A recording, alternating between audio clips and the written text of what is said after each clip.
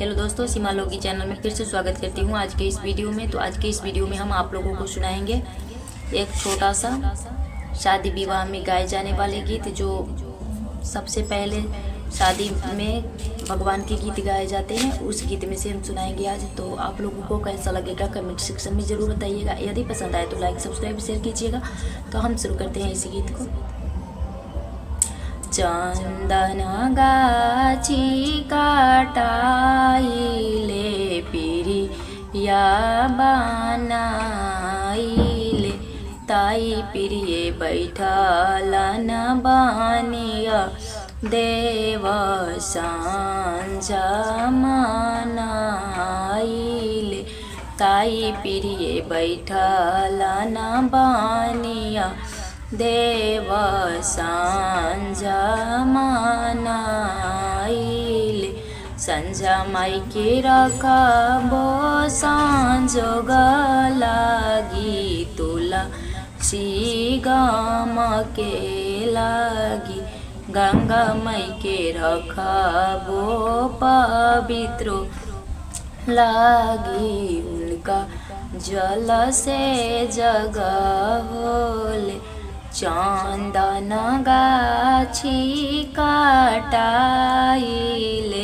पिरिया बनाइले, ताई पिरिये बैठलन हनुमान देव सांझा मनाइले,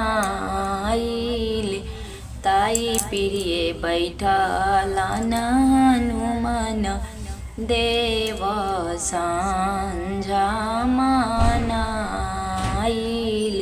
संझा माई के रखबो सांझोग लागी, गंगा माई।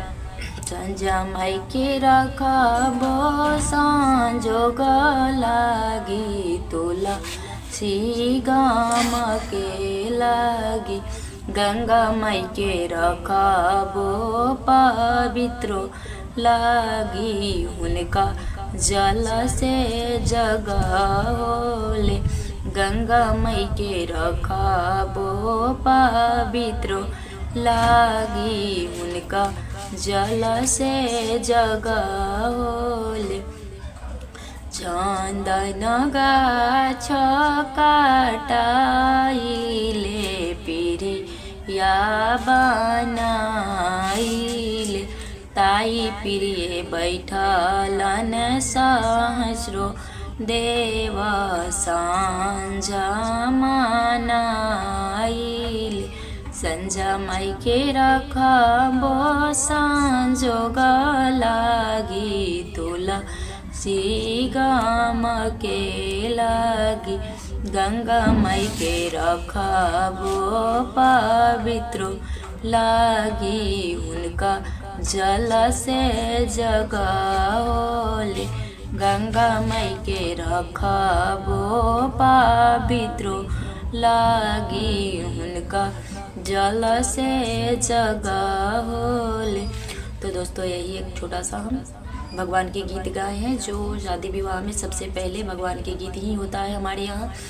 तो कैसा लगा कमेंट सेक्शन में ज़रूर बताइएगा, और पसंद आए तो एक छोटा सा प्यारा सा कमेंट ज़रूर कीजिएगा। फिर मिलते हैं अगले वीडियो में, तब तक के लिए बाय।